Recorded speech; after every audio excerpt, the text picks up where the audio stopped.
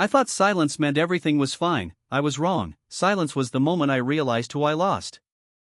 I understood who I lost only when it became too quiet, the kind of quiet that presses on the chest, the kind that fills every room. I used to think silence was peace. Now I know silence can be loud, louder than any argument we ever had, louder than her voice when she asked me simple things, things I thought I had time for. Her name was Emily Carter, a name that still feels warm when I say it in my head. We met when life felt endless, when days blended together and promises felt automatic. She laughed easily back then. She believed in pauses and slow mornings. She believed that people say what they mean. I was different. I believed in later. Later became my favorite word. Later I will listen. Later I will explain. Later I will choose us. I did not notice how often her eyes searched my face, how often she waited for a sign, a small confirmation. I thought love was stable, like a piece of furniture, always there, never moving.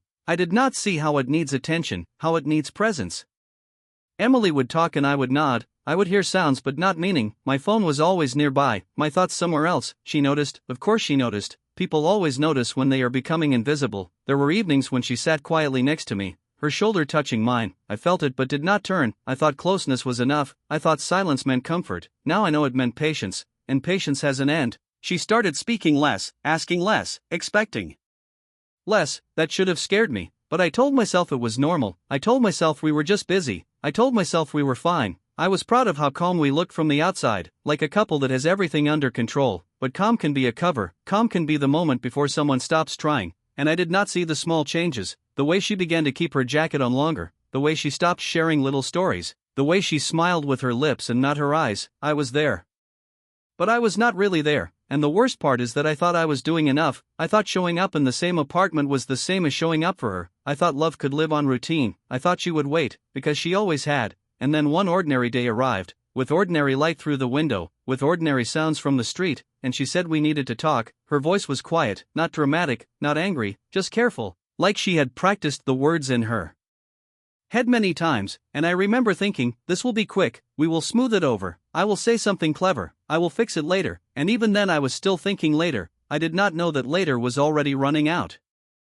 She sat across from me at the small kitchen table, the same table where we used to drink coffee on slow mornings, the same place where plans once felt easy. Her hands were folded, calm, almost too calm, and that calm should have warned me. She did not cry, she did not raise her voice, she spoke like someone explaining a decision that had already been made. She said she felt alone even when I was next to her. She said she missed being seen, not looked at but truly seen. I wanted to interrupt, I wanted to explain, but I stayed quiet, not because I agreed, but because I was confused. I had always been there, or at least I thought I was. She said presence is more than proximity. Those words stayed with me. Presence is more than proximity. She said she waited for moments, small moments, a question, a pause, a sign that I cared about her inner world. She said she stopped asking because asking started to feel heavy, like reminding someone to breathe. She smiled sadly when she said that. I remember the light above the table flickering softly, the sound of a car passing outside. Everything felt normal, and that made it unreal. I told her we could work on it. I told her I could change. I told her I just needed time. She nodded, but her eyes told a different story. They looked tired, not angry, tired in a deep way, like someone who had carried hope for too long. She said she did not want promises anymore. She wanted action, and she needed it earlier, not now, not when she was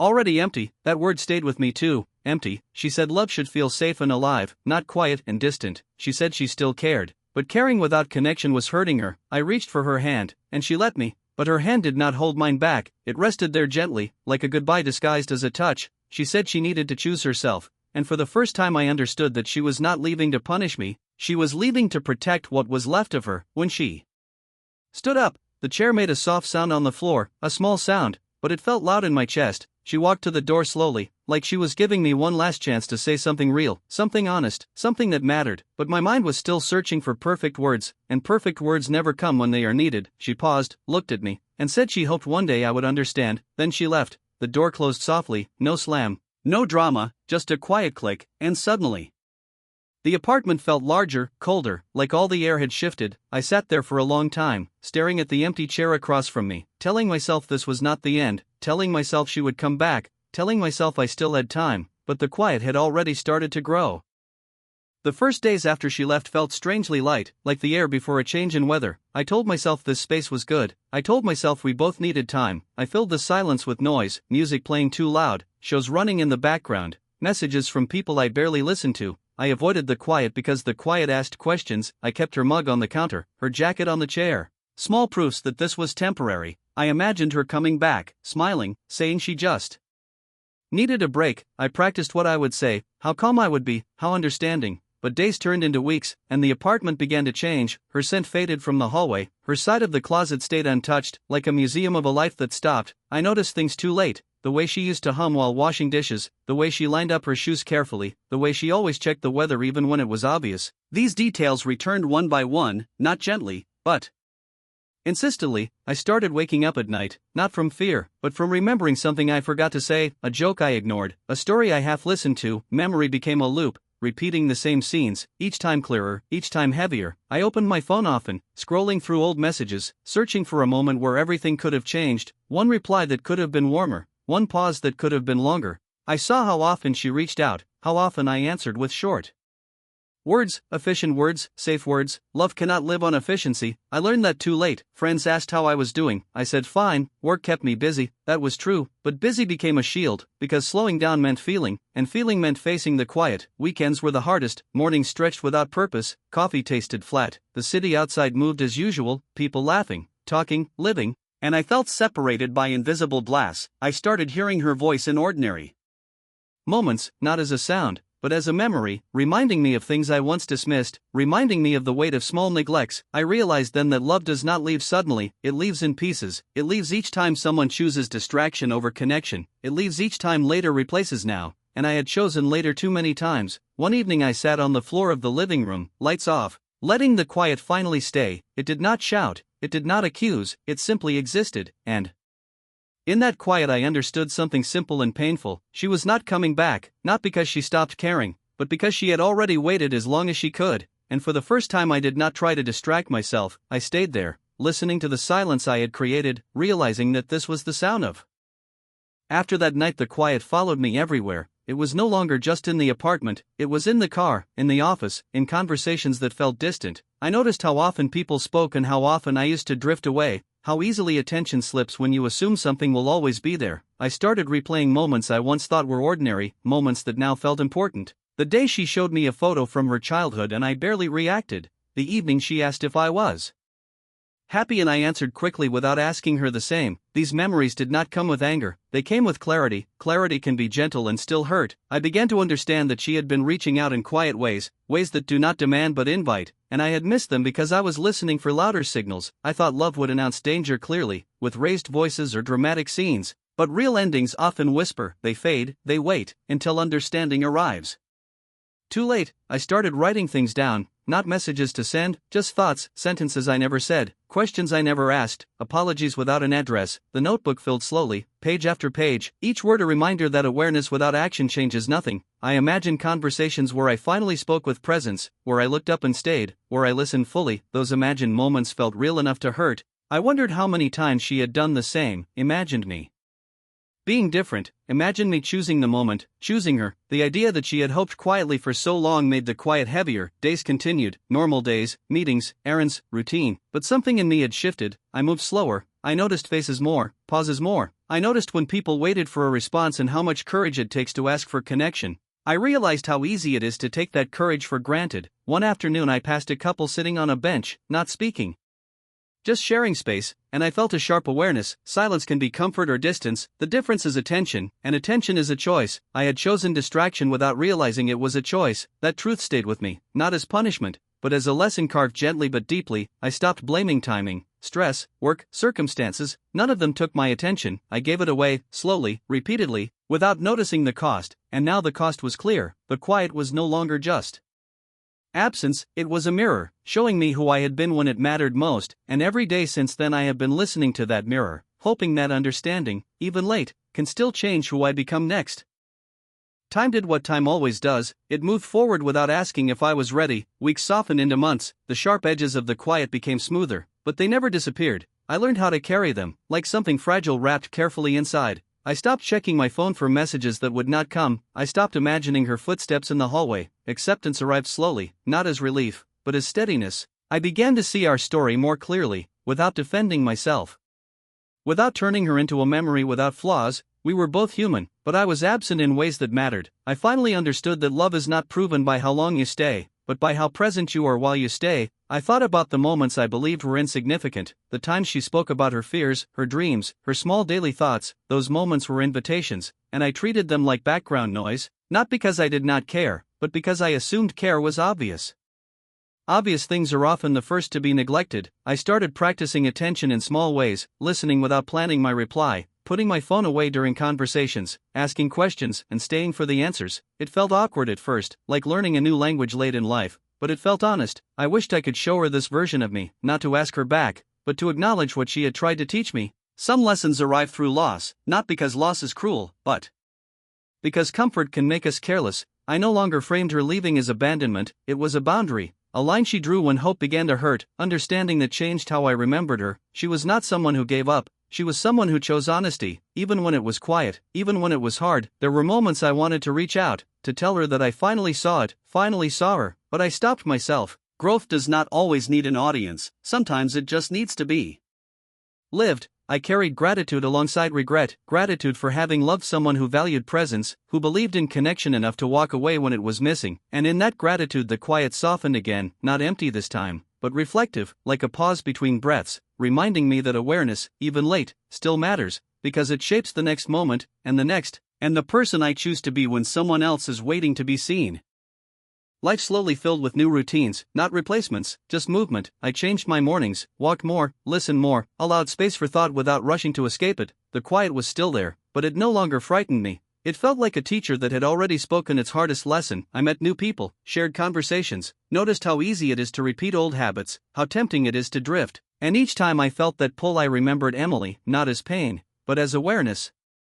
I remembered how easily presence can fade if it is not chosen. I began to treat moments as temporary, not in a sad way, but in a careful way, because temporary things deserve attention. I realized how often people offer pieces of themselves quietly, a story, a thought, a hesitation, and how much trust that requires. I tried to honor that trust, even in simple exchanges. There were days I felt proud of this change, and days I felt the weight of how late it came. Both feelings were true. I stopped asking why it happened and started asking what it taught me. That shift mattered. I no longer needed the story to end differently to learn from it. I needed to live differently going forward. Sometimes a song would play in a store and I would remember her smile, not sharply, just gently, like a photograph left in the sun. I accepted that some connections stay with us quietly, shaping our choices without demanding attention. One evening a friend spoke about feeling unseen, and instead of offering quick advice, I listened. Truly listened, and I felt something settle inside me, like alignment, like a promise kept silently. I understood then that change is not loud, it shows up in how you sit across from someone, how you pause before replying, how you choose now instead of later. The quiet had taught me that love is not about intensity or words, it is about consistency of attention,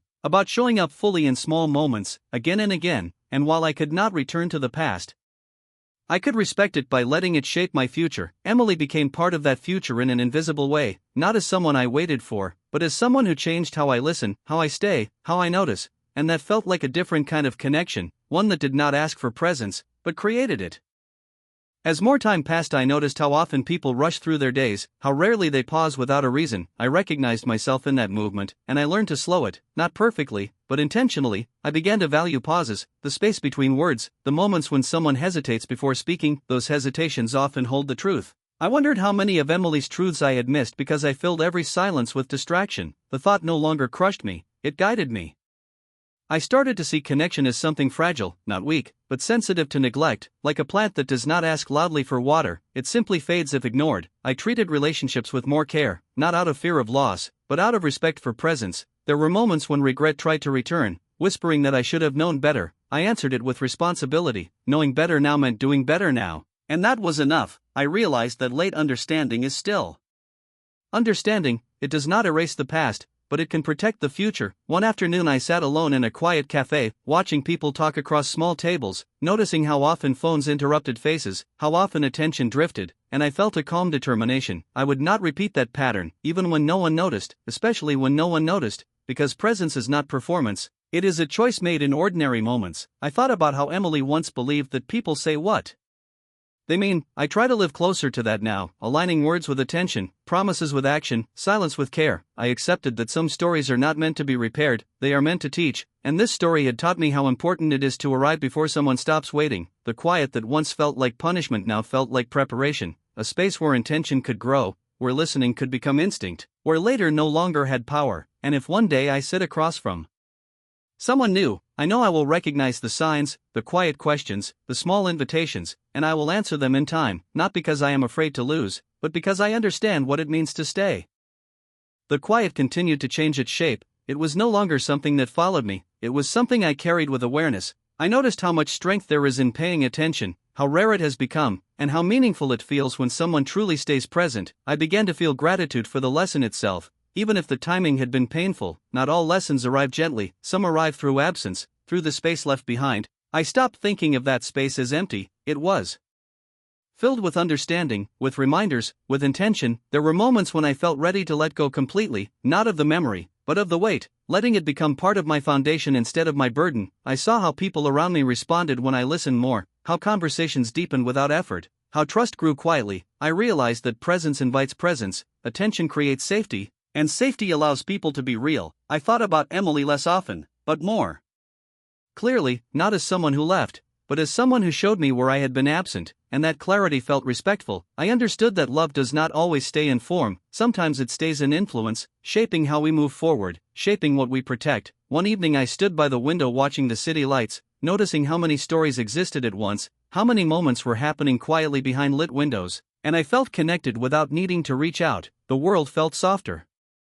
Not because it had changed, but because I no longer feared the quiet moments, I welcomed them. They gave me space to check in, to stay aligned, to remember what matters. I promised myself to notice sooner, to respond while something is still alive, to choose attention even when it feels ordinary, especially then, because ordinary moments are where meaning hides. And as the quiet settled into something steady and calm, I realized that understanding may arrive late, but it does not have to arrive empty. It can arrive with purpose, and that purpose can guide every moment that follows. There came a day when the memory of her voice no longer surprised me. It felt familiar, settled, like a song I once knew by heart. I understood then that healing is not forgetting, it is integration, allowing the past to sit calmly beside the present. I noticed how often I now chose to be fully there, not because I was trying to prove something, but because it felt natural. Attention had become a habit, not a correction. I saw how relationships breathe when given space and care, how silence can feel warm when it is shared with intention. I remembered how I once confused comfort with connection, how I assumed time together meant understanding. Now I knew better. Understanding is built moment by moment, through listening, through curiosity, through showing up without distraction. I felt ready for new beginnings, not rushed, not searching, just open to meeting someone without carrying old expectations, open to letting connection grow slowly. Honestly, I trusted myself more, not because I was perfect, but because I was present, and presence changes everything. One afternoon I caught my reflection in a window, older, calmer, more grounded, and I felt respect for the journey, even the parts that hurt, especially those parts, because they shaped this awareness. I realized that the quiet had not taken something from me, it had given me clarity, and clarity is a gift that keeps unfolding. I stopped asking what could have been and focused on what can be, knowing that when the moment comes, I will recognize it, not by intensity, but by ease, by the way attention flows naturally, by the feeling of staying without effort. And in that understanding I felt peace, not loud, not dramatic, just steady, like finally standing where I was meant to stand, ready to meet the next chapter with open eyes and an open heart, aware that presence is the truest form of care, and that choosing it in time is what makes all the difference. Looking back now I see the story clearly, not as a mistake, but as a turning point. I see how late understanding reshaped my way of being, how it taught me to arrive fully, to listen before being asked, to notice before something fades. I no longer rush through moments assuming they will repeat. I treat them as singular, because they are. Every conversation, every shared silence, every glance carries meaning when attention is present. I understand now that love is not proven in grand gestures, but in consistency, in choosing awareness on ordinary days, in staying engaged when nothing dramatic is happening. That is where connection lives. Emily remains part of this understanding, not as loss, but as origin, the moment where awareness began, and I carry that with respect, not regret. I forgive the version of myself who did not know, because he learned, and learning changed everything that followed. I do not wait for quiet to teach me anymore, I listen while things are still alive. While people are still speaking, while moments are still open, and if one day I sit across from someone and feel that familiar pause, that invitation for presence, I know I will answer it, not later, but now, because now is where love exists, and understanding, even when it comes late, can still guide us toward something honest, something real, something lasting, and as the quiet settles into the background of my life, no longer heavy, no longer empty, I know it will always remind me of one simple truth: what we fail to notice in time is what we miss the most, and what we choose to notice now can change everything.